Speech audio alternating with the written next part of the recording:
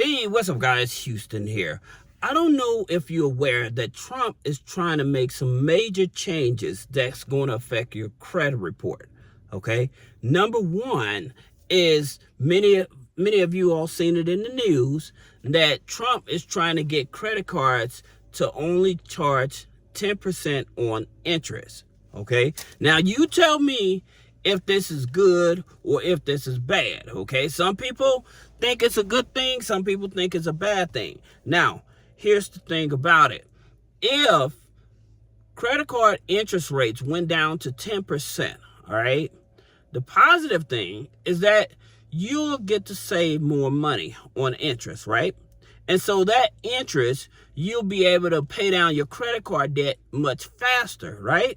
Because that 10% interest rate, that would be lower than a loan. So that's the reason why some people are like, hey, this is a good thing because I can pay more money and stuff like that. However, it would possibly also affect your utilization, your DTI. So what that means is that even though you're going to be paying down your debt, all right, with credit card companies and stuff, they may look like they're losing. And so by them losing, it's going to make it harder for us to access credit.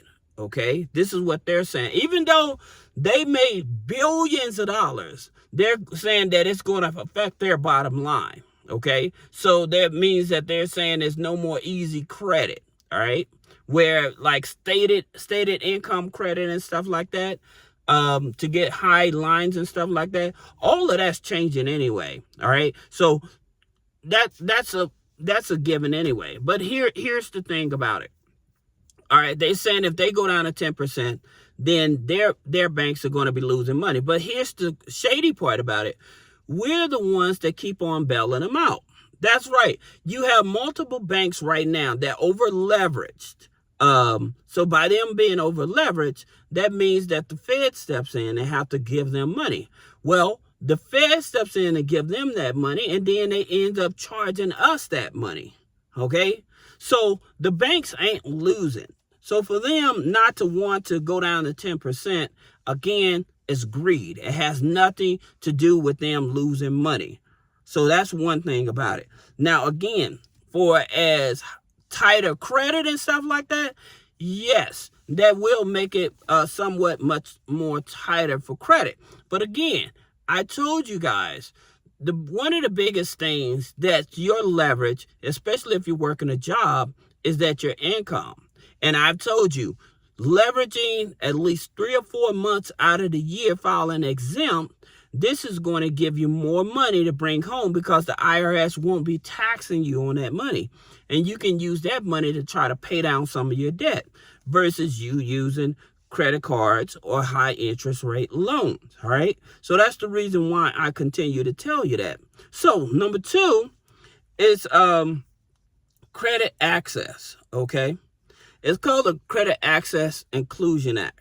So what this means is that you as an individual, remember I tell you about your adding your rent payments, right? So by you adding your rent payments, your utility bills, your subscriptions, those type of things, by you being allowed to continue to add that. Now, here's the thing about it. See, with Vantage scores, your Vantage 3 and your Vantage 4, even your FICO 9 scores, it can reflect, right? However, with your FICO 8 scores from the major banks, then they will not recognize those type of accounts. So with this here Credit Access Inclusion Act, this is what it means. It would be across the board that all of the credit scoring models will recognize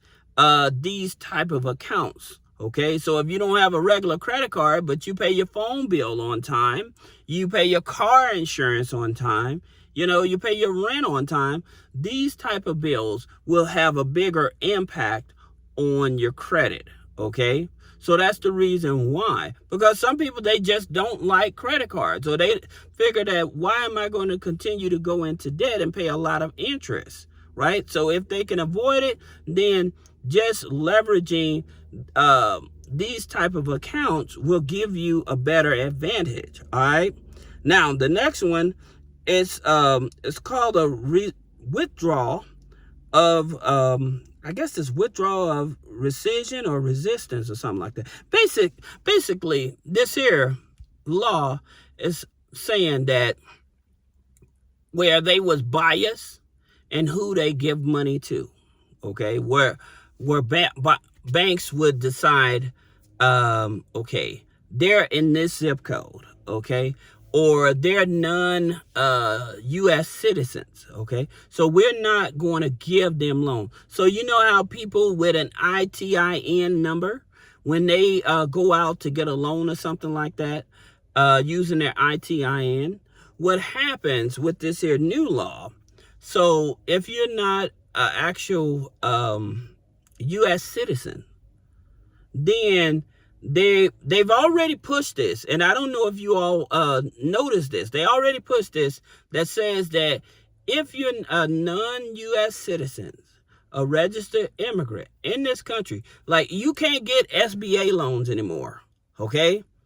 So since you can't get SBA loans, what they're trying to do, they're trying to push the same type of strategy over to the personal side, all right? And so this makes it harder for people, again, might as well say I think it's a bias on people of color, but they're saying all immigrants, U.S. Non-immigrants, you will have to, you will not be able to get access to credit, is basically what they're trying to do, all right? So if you're not a U.S. resident, then no, you can't get access to credit, all right? So that's basically what they're saying. So those are going to be like the three massive things that's happening with the credit report. Now, I would tell you a hack that, again, I mentioned in a recent video. If you have maxed out credit cards and you need your credit score to go up so you can qualify for a loan to pay off those credit cards, what you could do is call the credit card companies, okay? And you can let them know that, hey, I misplaced my credit card, okay? And so by you misplacing your credit card, they're going to replace it with a new credit card with a new number. So when the new credit card comes in, what they're going to do, the balance on that old credit card is going to zero out. So that balance is not going to show up on that new credit card account right away, okay?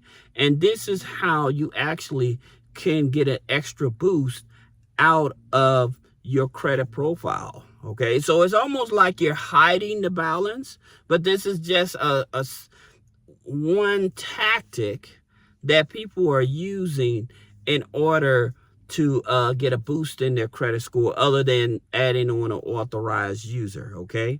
So if that's something that's helpful to you, if you have any questions about business credit funding, personal credit funding, removing negative items off the credit, click the link in the description. Schedule a one-on-one consultation. Thank you.